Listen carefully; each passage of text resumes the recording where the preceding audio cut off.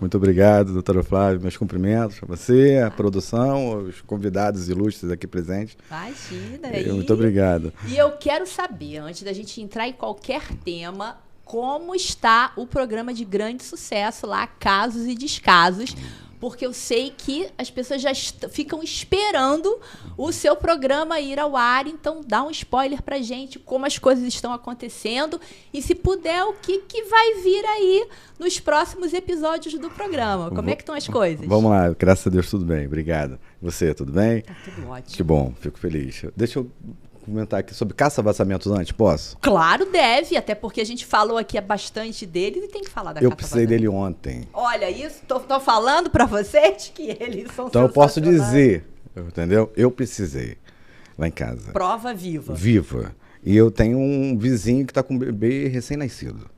Eu falei, não, tem que ser pra ontem no dia. Ele foi lá em casa ontem.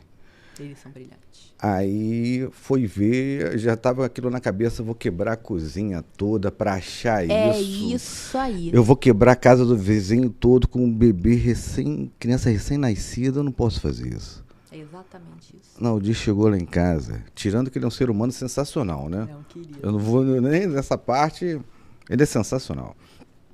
Ele localizou com uma velocidade. Não é? Com os equipamentos ultramodernos. Eu fiquei olhando, até filmei, mandei para ele depois. Olha, é sensacional. Quem não conhece, entrar naquela de quebrar tudo, é uma furada que tem.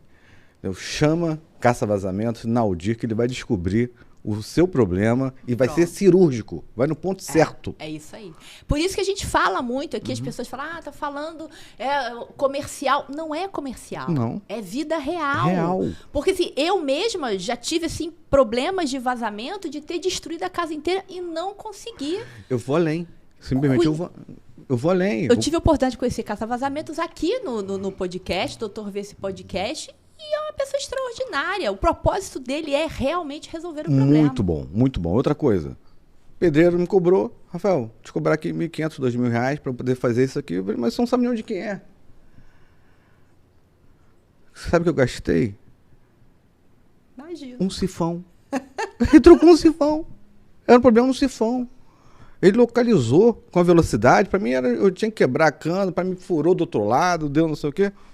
Muito, muito bom. Então fica aqui nossos agradecimentos a Naldir e a Caça-Vazamentos. A gente tem que aplaudir. Aplaudir com certeza que ele. Beijo, Naldir. Beijo, a gente está irmão. fazendo aqui ele é fantástico. Prova ele é viva. fantástico. Prova Fantástico. viva. Naldir é fantástico. Vamos lá. Então, em relação a casos e descasos. Me conta como é que está o programa, como é que está sendo aí toda essa experiência e principalmente o retorno, né? Sim. Como é que está aí o programa? A gente quer saber. Vamos lá.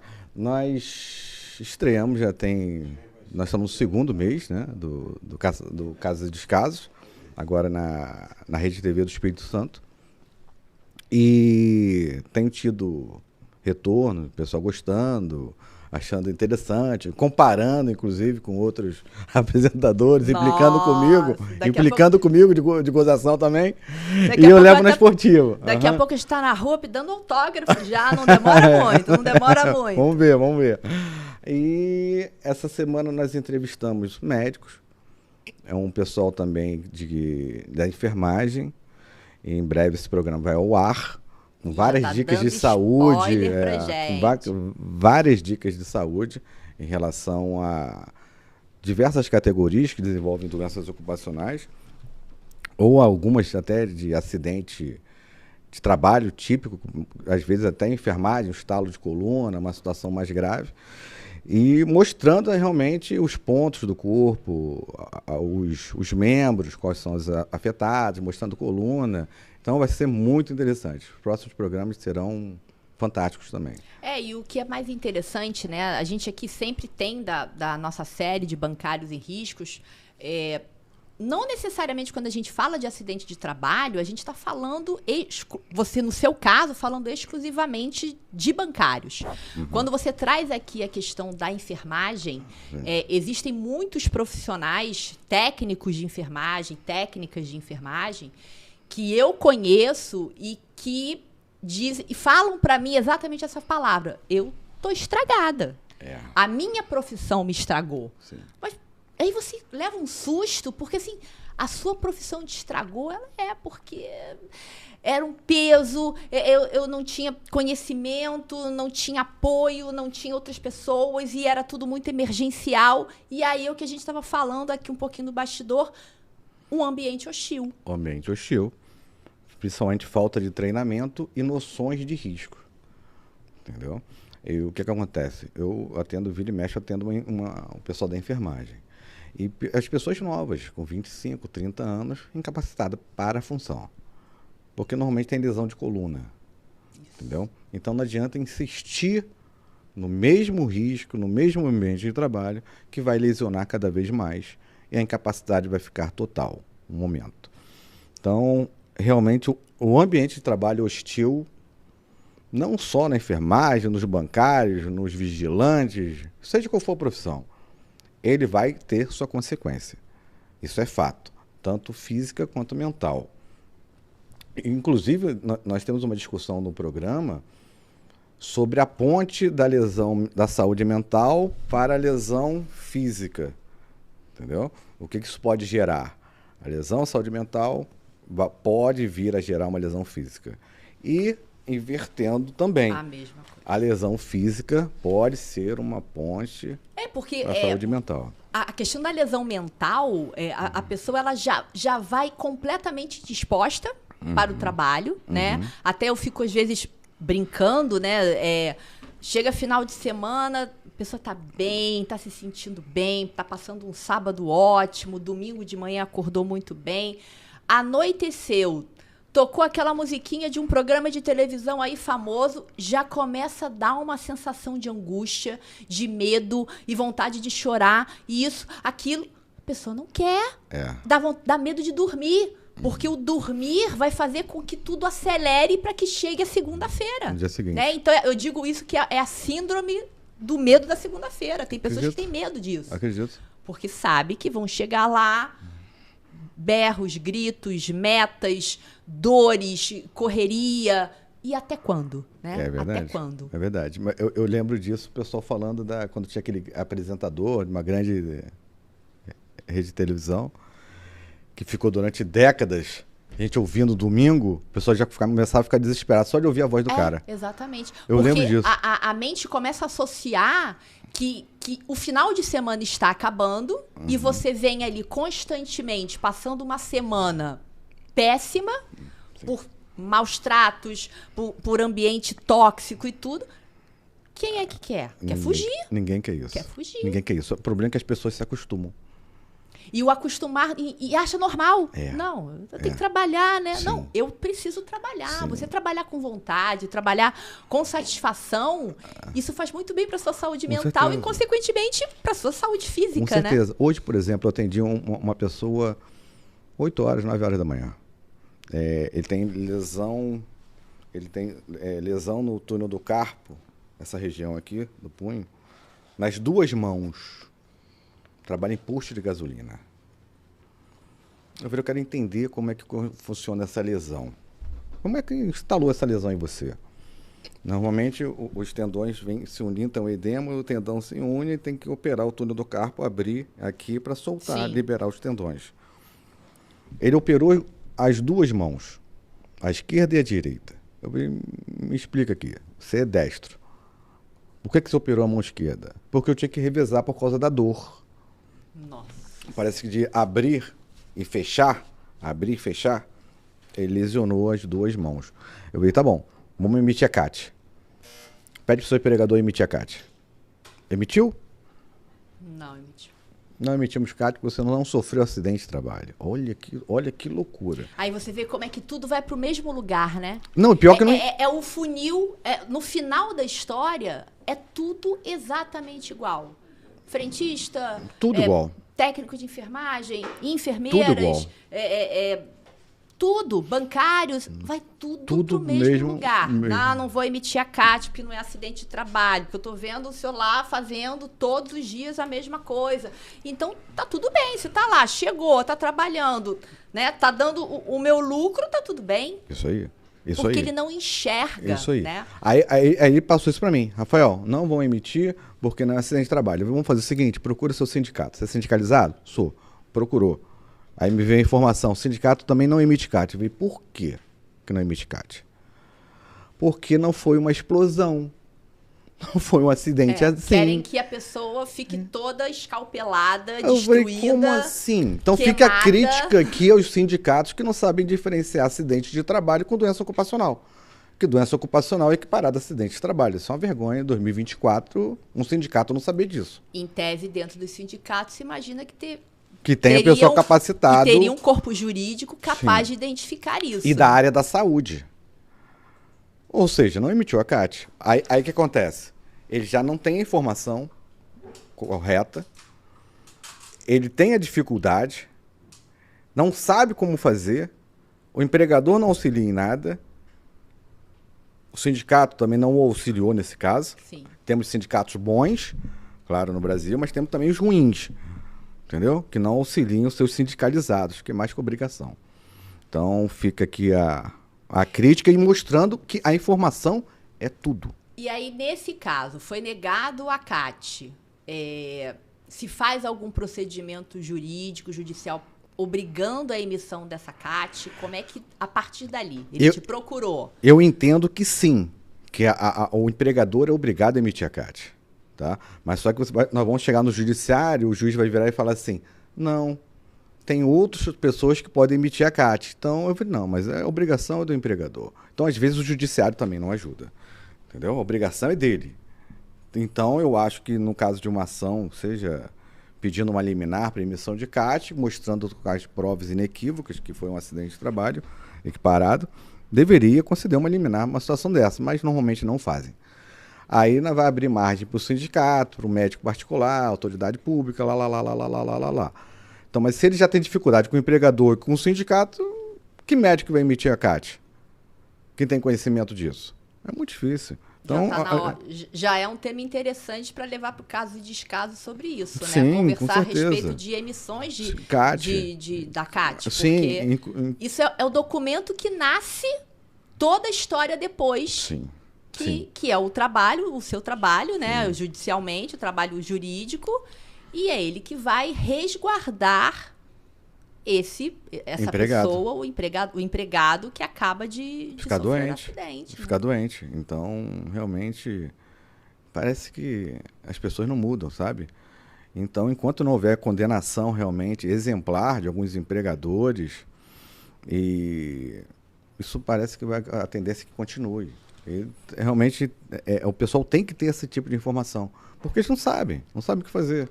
Entendeu? E aí, nesse caso, não foi emitida a CAT? Não foi emitida a CAT. Você atendeu pela manhã. E como é que foi o desenrolar? Ele vai dar entrada no INSS, vai informar como é que é a mecânica do trabalho dele. A CAT já é um caminho andado para que o perito, quando vai avaliar a situação clínica dele, faça essa relação entre trabalho e lesão. Né? Então, tem que ter essa relação. A CAT já é um caminho mostrando que existe uma relação. Isso facilita ao perito do INSS conceder o benefício correto, que é o benefício acidentário. Sim. Agora, se o perito do INSS, já com tantas coisas para poder analisar tantos segurados, ele vai olhar e ele vai jogar no mesmo balaio de gato. Vai entrar no normal, que é o previdenciário comum, o B31. Bota lá a rodinha e joga a carta para cima. O que cair fora é um tipo de benefício, que cair dentro é outro. Mais ou menos isso. Exatamente isso. E que causa total prejuízo. Inclusive com risco de demissão quando o seu retorno. Já doente, com produtividade totalmente em queda. Primeiro o admissional que entrar, que ele não me escute, para não causar tristeza, quando olhar a cicatriz, a lesão cicatricial dos punhos dele, você não tem aptidão para a função. Por mais que você tenha operado, se você voltar para os mesmos riscos, voltar a fazer os mesmos movimentos, a lesão vai recidivar, vai ter recidiva e vai retornar. Ou agravar, agudizar. Então, realmente, é um círculo vicioso de incapacidade para o trabalho e expulsão do mercado de trabalho de várias pessoas. E aí, nesse caso, nasceriam algumas ações, né? Uma ação previdenciária, se ele for afastado depois até uma própria ação trabalhista, né? Sim, ação acidentária, ações trabalhistas, ações indenizatórias, por aí vai. Por aí vai. Aí a questão toda é que você entra com uma ação acidentária, não é da noite para o dia. Não, não é. E a pessoa muitas das vezes perde o emprego, o INSS não quer, isso é no dia a dia, limbo, né? Limbo O jurídico, o padrão de vida acaba despencando. Isso. E aí a pessoa entra no desespero e aí voltamos para o problema mental. Aí, Começa justamente. a trazer Começa... situações emocionais Sim. incontroláveis. Aborrecimento dentro de casa, gritando com os filhos, brigando com a esposa, brigando com o marido, porque você está de pés e mãos atados. Inclusive, um médico mandou hoje uma mensagem mostrando o Brasil, uma matéria do G1. O Brasil enfrenta uma epidemia de burnout. Sim. Então. Nessa mesa aqui mesmo, nesse mesmo programa aqui no Dr. Vê-se Podcast, nós já falamos muito sobre burnout. Até eu mesma trouxe o tema de burnout dentro da minha especialidade terapêutica, porque o burnout, ele não tem cura. O que ele tem é você aprender a conviver e controlar a sua mente para não extrapolar. Então, é um processo muito difícil terapêutico e a pessoa que já enfrenta esse caminho, ela precisa estar em constante vigilância. Com certeza. E o ambiente hostil é totalmente degradante para ela. Hoje mesmo eu falei com uma outra situação também, de uma outra grande empresa, não tem relação com o banco. E você conversa e começa a chorar, e o desespero, o INSS não me quer, também a empresa não quer, não consigo voltar mais, só de pensar já começa a tremer, isso aí. ter taquicardia. Então as pessoas não têm noção de algumas lesões que podem causar e realmente incapacitar, tirar do mercado de trabalho, a sobrevivência da pessoa, a subsistência. Então fica esse alerta aqui realmente, para que essas pessoas tenham essas informações e busquem seus direitos e cuidar da saúde, né? Tanto física quanto mental. E quando estiver chegando, se aproximando, sentindo que está mais triste, está mais estressado, está mais depressivo, começar a buscar ajuda médica, realmente, para não chegar num quadro crítico. Entendi. E realmente ter que se afastar durante um período maior. Ninguém quer isso. Então, fica esse alerta. Mas voltando ao tema... Pois é, eu quero saber aí voltando ao tema, conclusão até não só do atendimento de hoje, né? Porque, com certeza, esse frentista já vive num ambiente muito hostil, né? Trazendo essa lesão física para ele, com certeza a lesão emocional também, que ele deve estar vivendo. Mas... me conta o desenrolar aí de toda essa história aí, do nosso tema de hoje, que é exatamente... Vamos lá. A gente vai falar sobre as consequências físicas e mentais para os bancários, no tema Bancários em Risco, né? Da série Bancário em Risco, examinando os efeitos de um ambiente de trabalho hostil na saúde do colaborador bancário. O ambiente hostil, falando da série dos bancários, o que é considerado para o colega um ambiente hostil? Incivilidade, agressividade, comportamento descortês, gritarias, xingamentos. Isso eu estou falando da parte de organização em si. Mas entendo também que seja um ambiente hostil, um ambiente antiergonômico também, ambiente ruidoso, um ambiente aí com outros riscos ocupacionais. Um ambiente ruidoso, um ambiente de calor intenso, um ambiente de frio intenso, também é um ambiente hostil em termos de matéria de riscos à saúde.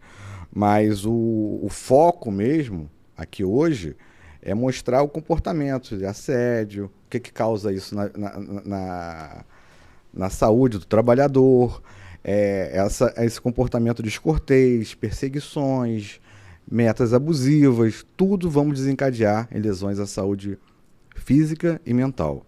Então, o ambiente de trabalho hostil é tudo que a gente não quer. O ambiente hostil nas agências bancárias, né?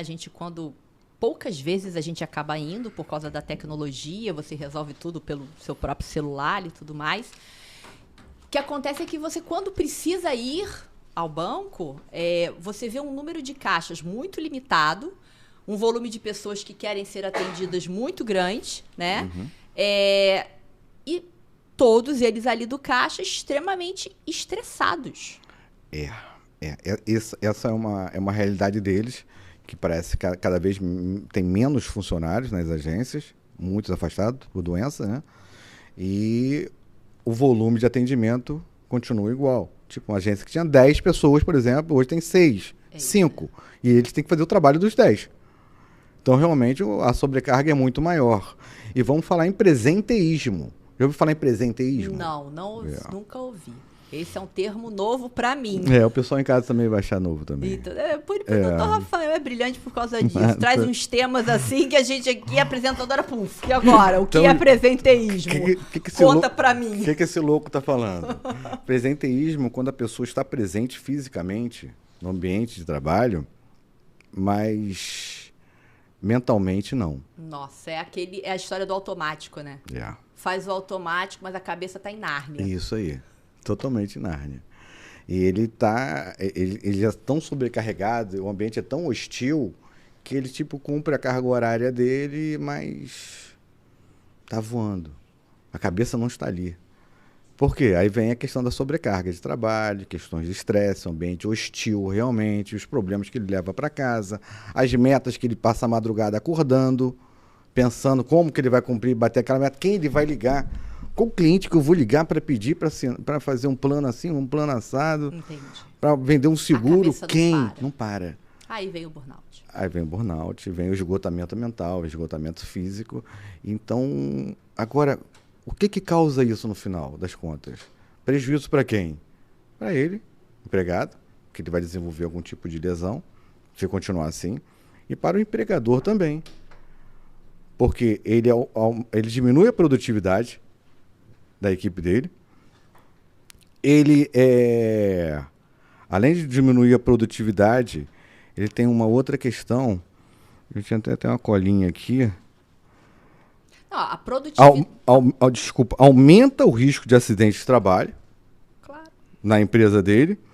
E erros.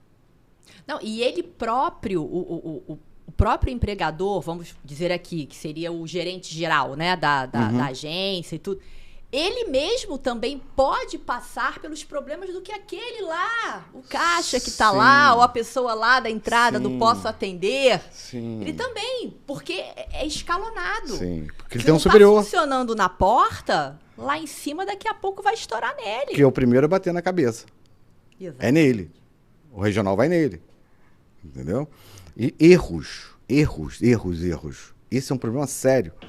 Em determinadas profissões, por exemplo, a do bancário, ele tem que ter muita atenção. É um trabalho muito monótono, às vezes. Ele lida com inserções de dados no sistema, com valores. Ele tem toda uma equipe de segurança bancária relacionada ao sistema dele, vigiando. Então, ele tem que estar extremamente atento. Então, o presenteísmo, esse tipo de situação do ambiente hostil de trabalho, gera mais erros daquele colaborador. Então, isso é um grande prejuízo para o empregador também, fora para os clientes. Claro. E nós estamos falando de bancários, agora vamos falar em presenteísmo de outras profissões.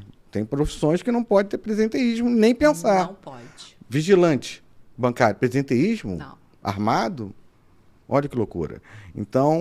Técnicos de enfermagem, a pessoa está ali, está passando mal. Erra a medicação? Isso. Olha que prejuízo à vida, causa perda, a tudo, perdas por questões do presenteísmo. Então, a importância da saúde mental e de um ambiente de trabalho saudável, isso é básico. E não se pode acostumar com algo que fuja isso. Entendeu? Da mesma coisa que, tipo, a gente quer voltar para casa porque nossa casa é segura. A gente vai entrar em casa, vai dormir em segurança. Claro, você volta para sua casa, que deveria ser o local do seu acolhimento, o local da sua calma. Você tem que ficar pensando no que você vai... A meta que você tem que bater amanhã, porque o gerente geral reclamou, porque o regional... E ameaça. Ameaça de descomissionamento, ameaças de demissão e ameaças de tipo, você não cumpre o seu papel, pode ir embora, que tem uma fila aqui com mais de 10 mil na porta. Isso.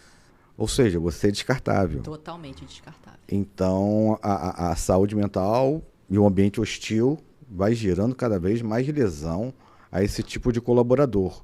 E é bom porque dentro do seu escritório, do seu ambiente profissional, o colega tem toda essa equipe, né? Todo esse suporte, né? Não só suporte médico, suporte terapêutico, terapêutico mental e também toda a parte jurídica, né? Sim. Então, aquele que busca o Dr. Rafael tem todo esse suporte, né? Então, a gente repete aqui muitas vezes o valor do seu trabalho, porque a pessoa vai para lá não para apenas resolver um problema jurídico, ela resolve muito mais do que isso, né? Sim, na verdade, o escritório hoje eu tenho uma equipe técnica de médicos, eu tenho 2 médicos no escritório que trabalham comigo, e tem também de engenheiro ambiental.